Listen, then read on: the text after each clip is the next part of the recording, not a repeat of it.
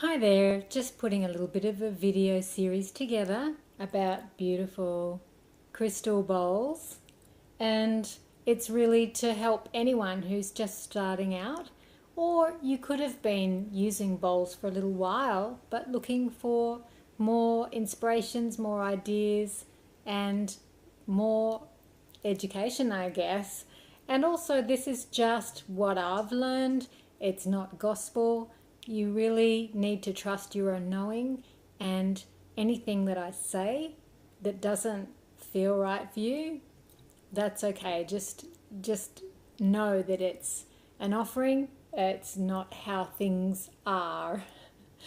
So here we have a beautiful crystal bowl. This one is an alchemy crystal bowl, which has ametrine. It's an ametrine bowl, which is amethyst and citrine crystals in it, and it's a C sharp, and it's a 10-inch or 11-inch, I can't quite remember now.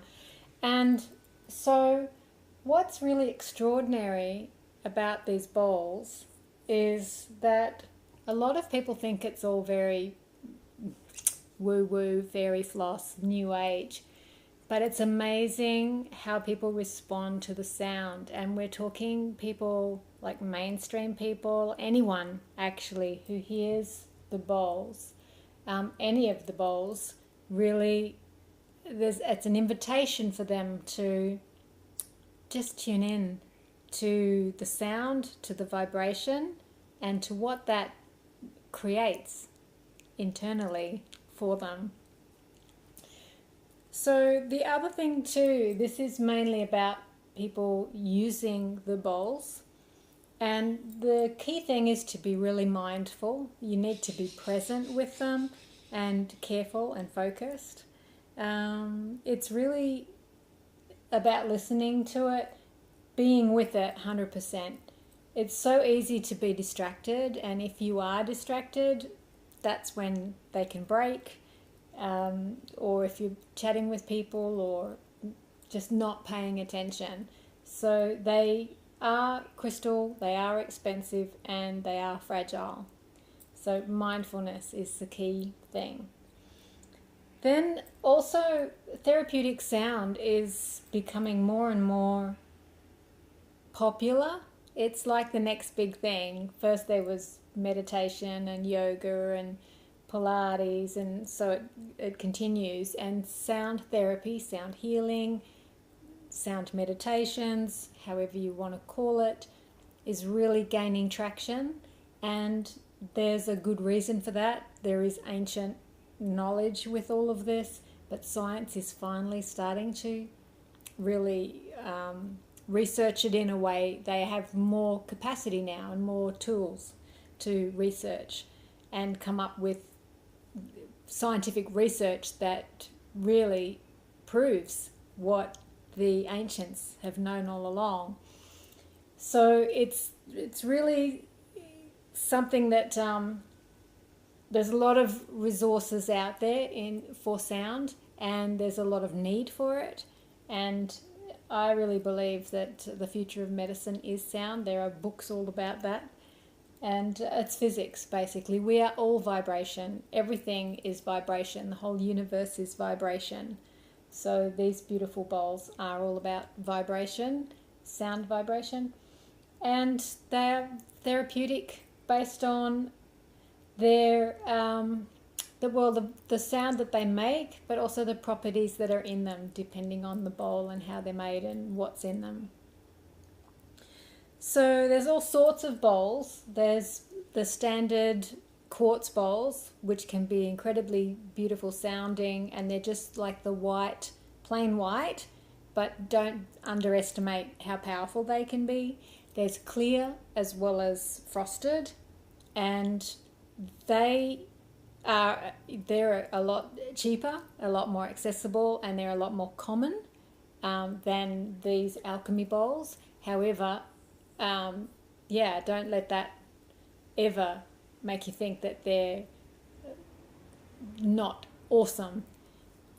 However, the alchemy bowls with the extra crystals in them, that just takes it to a whole other place.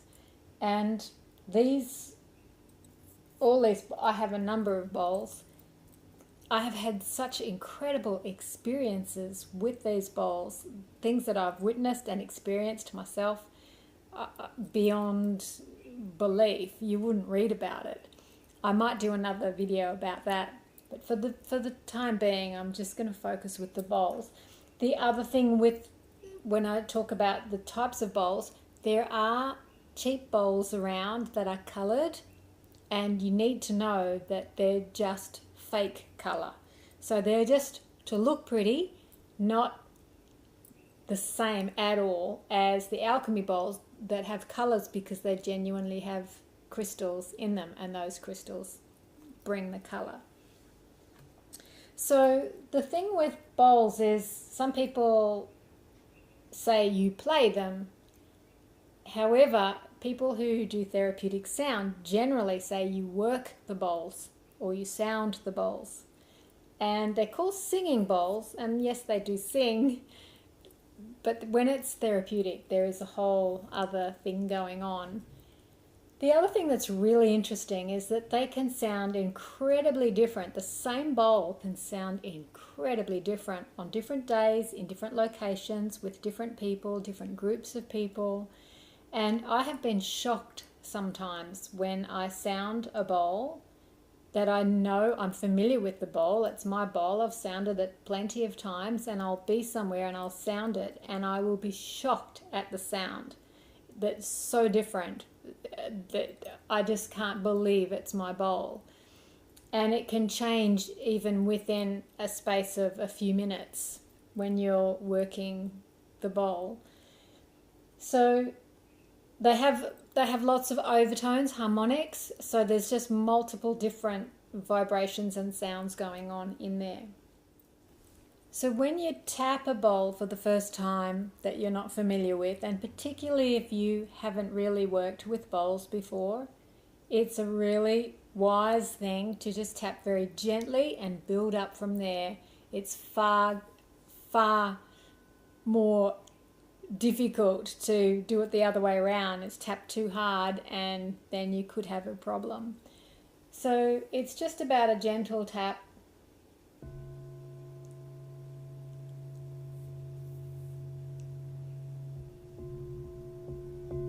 Getting the vibe for what it sounds like, just being really present, attentive, listening.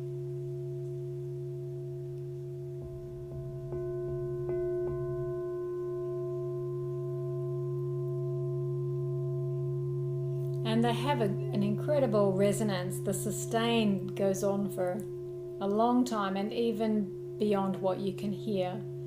So that's just with some gentle taps. The other thing too is that you can obviously tap them, or you can sound them like around the rim, and you can do both as well.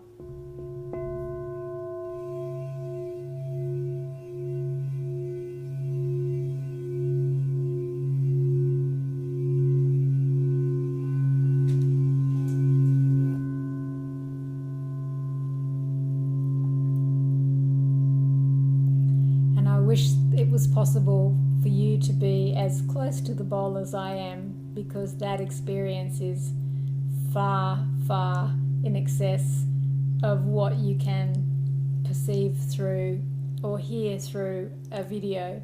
This is a good quality camcorder, especially for audio, so hopefully you're getting a nice experience.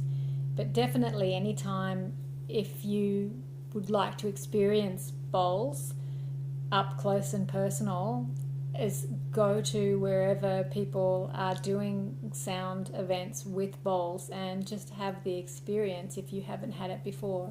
And if you have, you know what I'm talking about. So the other thing that's really important that I learned, and look, it could change, things change, but I was taught that you only bowl clockwise. And I have had some questions around that. For example, is it different in the Northern Hemisphere compared with here in the Southern Hemisphere?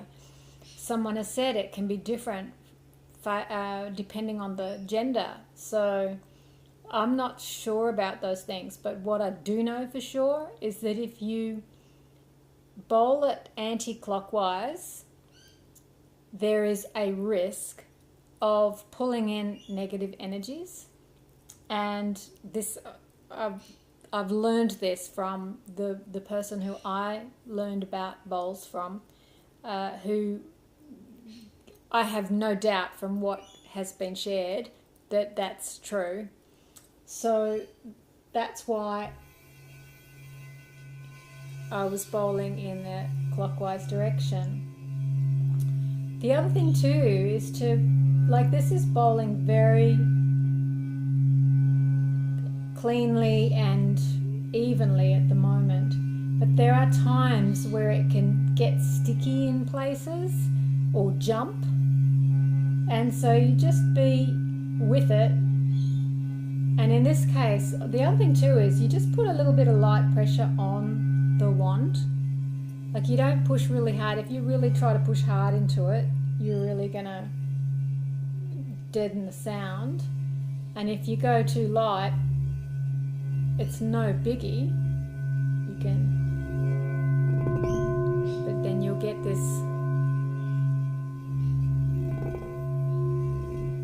and that can work too. So if you have where the bowl is sticky,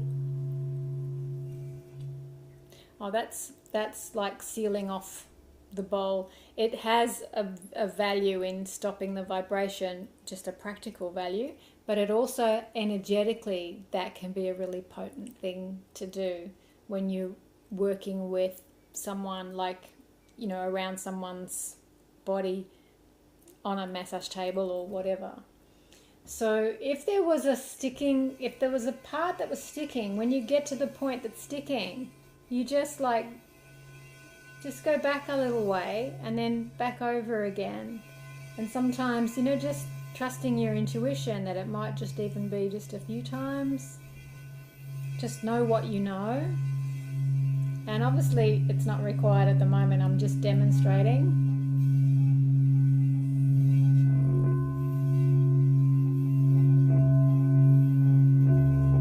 And I just got a vibe to do this, and I've never done it before.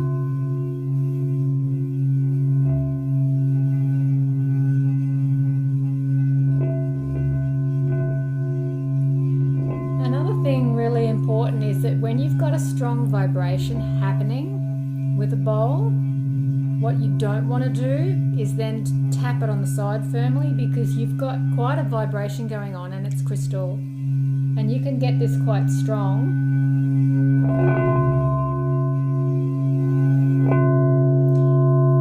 When you have it really working strongly like that and you've got a full-blown vibration happening, you don't want to then just come and tap the side, because it's doing its vibration, and then you tap the side, you're throwing in a whole other sort of sound waves in there, and they can break.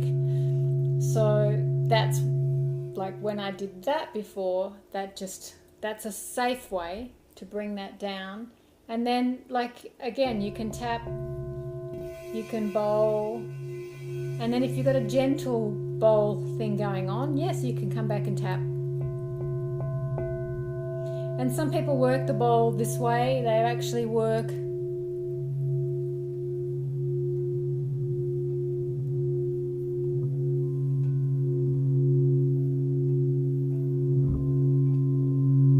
and, like, it just depends on what the vibe is for you. I don't use that one a lot. I like it. It just doesn't, you know, it's really individual. It's something about the energy of who you are and the energy of the bowl, and just experiment and see what works for you. So when you buy a bowl, it comes with a wand and it comes with an O-ring underneath. Now, the O-rings that generally come with them are fairly thin, and this one is from a hardware store where I go and buy these thicker ones, and the the size that comes with the bowl will be the right size for the, this bigger one for a bigger bowl, smaller ones for smaller bowls. But sometimes if I want the bowl to be more steady, if it's a narrower bowl, I will get a wider, like than the one that comes with it, I'll get a wider ring. So thicker and wider. And also the wands can be quite different. Some of them are thicker, some of them are thinner in the material, and they actually do get different sounds. So here's one.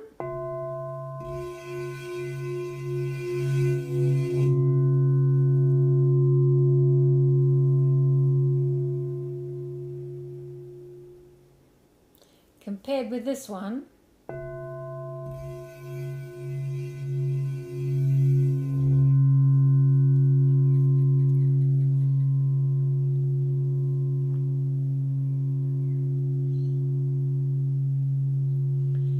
So there are also bowls for practitioners where they have a handle on them, so you can actually pick the bowl up with the handle and you can work the bowl around, the person or the people. So that's really convenient. And then when you put them down, they go face down. These ones, you can pick them up and work them, but you have to be really incredibly mindful. I've done it for years and years with no problem. I've never broken a bowl, and I get that sometimes bowls break for a reason, esoterically. So if a bowl does break, just know that it could be that it was always intended for that and that there's nothing wrong. Having said that, you would want to have some insurance. You can insure bowls. It's also not a bad idea. If you have home contents insurance, it's not a bad idea to actually check to see whether it would be covered or whether you can just pay a little bit extra to cover it. So what you can do is you can pick the bowl up and then spread your fingers really widely on the bottom and make sure it really is quite secure. And then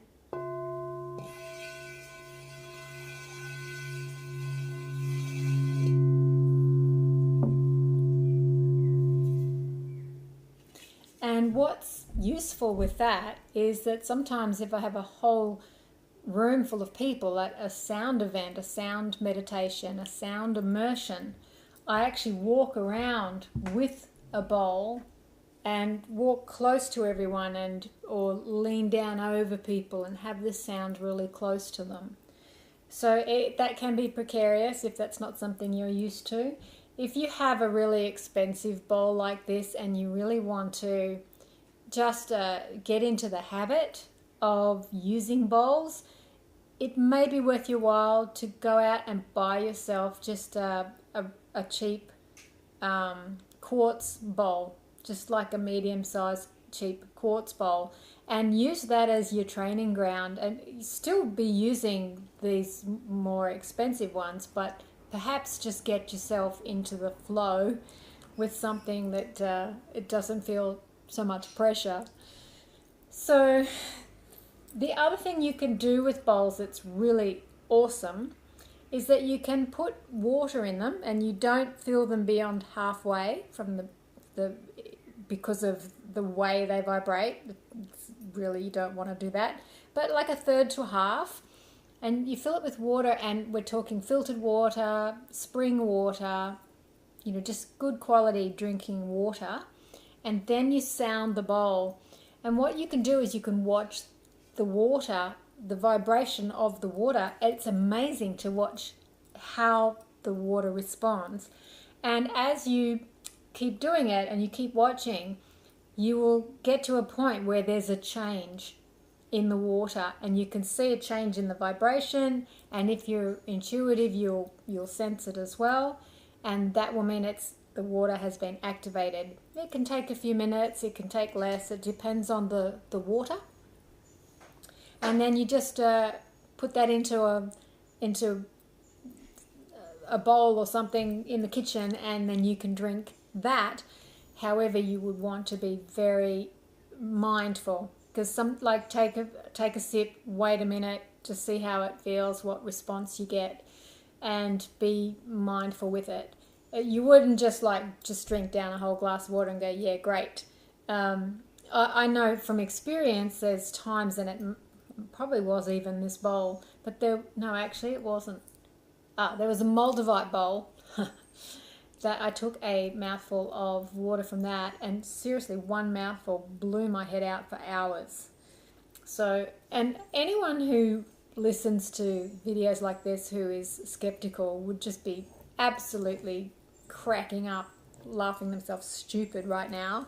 And I totally get that, because I used to do the same thing. I was totally conventional, and I grew up thinking that a lot of this stuff was just weird, woo-woo, Fruit Loop people. So funny. I was incredibly closed-minded. And anyway, life experiences have just taken me in this direction and surprised the hell out of me, I have to say, and has got me to a place where I can't deny it anymore. It's just phenomenal, and the stories that I could tell, the experiences I've had, just mind-blowing.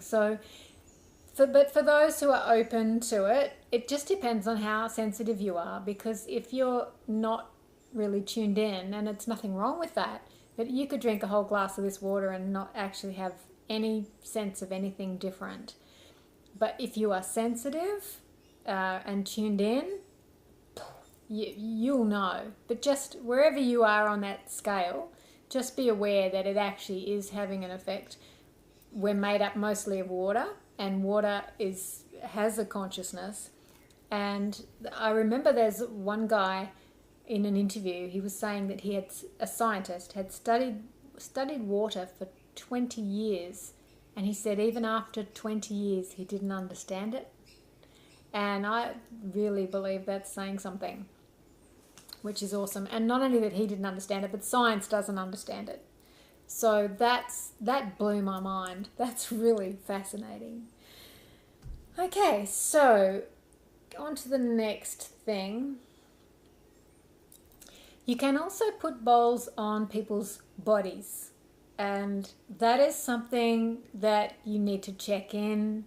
Just, again, know what you know intuitively. I don't have a spare body here to demonstrate that, but I thought what I could do is just put a cushion and sit it on the cushion as if this is a person's body. And obviously it's not accurate, but just the fact that is a little bit because that's what happens on a body. If I was putting this on someone's lying on a massage table and I've put it on their tummy area, it's gonna wobble.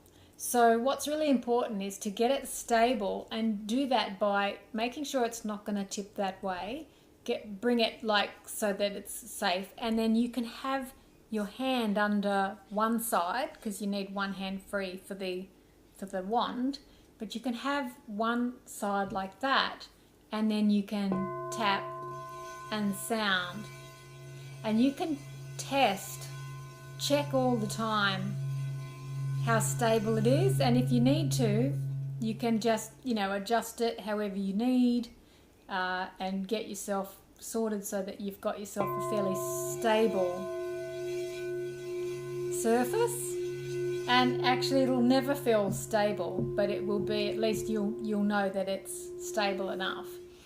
And obviously big bowls are going to be more stable than the smaller bowls, and the small bowls, in fact, with the small bowls, I tap them only when they're on people's bodies, because they're too narrow to be stable while you're actually working the bowl.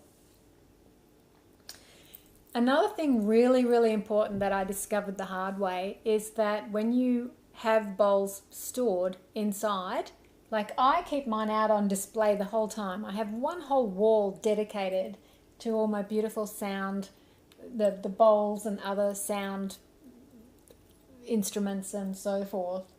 And I like to have it like that. It's convenient, but it's special for me. It's like a feature of the room. So I don't necessarily want to pack them away and so forth. But then they become vulnerable, and I'll tell you what has happened. First thing is, you may see in the background, I don't know if you can, but there is actually if I take this away you will. If you see that back wall, you see there is a dream catcher there, which is super light and no trouble. But before that, I had a big picture on the wall, like a big framed large picture. And one day the something at the back gave way and the picture fell. And fortunately, and this is where awareness is an awesome thing, when I set everything up, I could have pushed everything right to the back wall.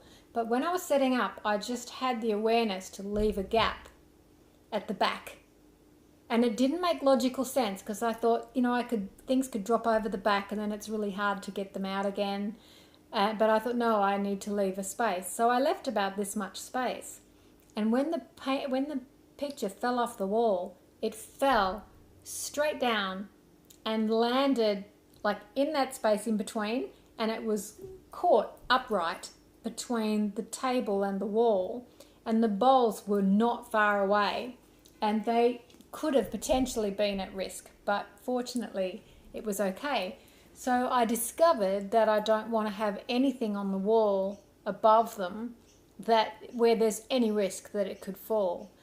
Another thing that happened is that I had the door open one day, and I don't have a screen door, and a bird flew in and landed on the rim of one of the bowls.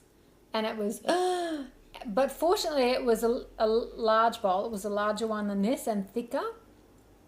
And it could take the weight of the bird. It was solid, there was no problem.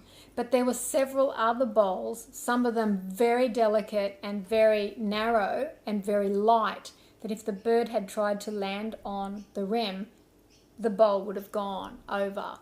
So I learned from that, and now I have you can have those hanging thread things. I don't even know what you call it, but they hang in the doorway, and so that gives enough of a shield from birds getting in. So that's just a couple of examples. And in fact, I did have the thought that in future I might look into having some sort of wall unit or bookcase where there's nice wide shelving and even cubes or whatever, where there's a protection, like a roof over the bowls and then protections on the sides. That's not as convenient if you want to sound them, because it's nice to have them out on a table or like a surface like that. I can just come along and sound them. If they're in a bookcase, that's not so easy. But it's just about you knowing the pros and cons and making decisions based on what works for you, but just having that mindfulness. So what's on my list of things to do is to find myself a nice sort of wall unit that's got enough height and depth where the bowls can be more protected, but where I can still sound them without having to move them off that and onto a table or other surface. So anyway, that's just a few little basics about starting off with crystal bowls. And this is just with one bowl. I'm also going to do a little video with more than one bowl because it actually brings a different dynamic in. But in the meantime, the other thing too is that you can really set intent with the bowls, but you can also just leave it and trust and know that whatever's required will be done. And it's certainly not about enforcing sort of what you wish to see happen or so forth. So an example of that might be the sort of thing that I would say is that I give intent for this bowl to be a contribution to this person or this group in any way that is required, beyond what I might cognitively know, but anything that's required that's a contribution. And that's also where you can invite people who are having an experience where they're receiving the sound. You can invite them to set any intention for themselves as well, and then that's got a potency as well. So as I mentioned, this is a citrine-amethyst bowl, otherwise known as ametrine. They're quite rare, and it's just a beautiful, beautiful bowl. And a lot of people just cannot believe that something could be so expensive, because they're certainly not cheap. However, there's just so much magic in them, and they contribute all the time. Even if you have it sitting there, it's contributing all the time. It's like any of your other crystals, because it is crystal. It's just crystal that's been created in a form that you can sound it to make the vibration. And by the way, it's made with a centrifugal situation where they put the gemstones in with the quartz and they spin it until it sort of goes out to the edges and becomes the bowl. Oh, the other thing too is that they make them to certain sizes and different notes, but they can't always know how they're going to turn out until they turn out, and they can aim to get them as close to notes as possible. But mostly they're not what's called true tone. A true tone bowl is where the pitch of the bowl, when it's finished being made, is exactly the pitch that you would have, like what you would imagine musically what a pitch would be. However, the non-true tone bowls, that doesn't make them any less than. The true tone bowls tend to be a little bit more expensive, but I actually don't believe that that's relevant to anything other than, you might want to sound it with other instruments that are pitched exactly. But in my experience, there's instruments that can't have their pitch changed, and then there's instruments that can, like for example, guitars, harps, violins, strings, where the pitch can be altered to suit what the bowl is pitched at. And also, I really believe that any sound has got its own purpose for being, that it doesn't have to conform to what we say should be like a musical scale. Oh, and of course there are other types of bowls. There's Japanese bowls, there's Tibetan bowls. They're a lot more sturdy, and they're a little bit of a different ball game, but the principles remain quite similar with a lot of it. It's a beautiful thing also that when you are working with bowls, working bowls for others, that you are actually benefiting as well. Of course, they're working on you as well. You can't not be in the room. So it's really special to be able to be giving and receiving at the same time. So many beautiful stories that are just flooding through my mind right now. I will probably have to do a video about that. In the meantime, I hope this has been helpful, and I wish you every success and all the joy in the world with your journey with bowls, whether it's you just using them for yourself or whether you're using them to contribute to others. And of course, not forgetting that you can contribute to the earth as well. So I will finish this video and start a new one. And you're welcome to join me on the video with working with more than one bowl.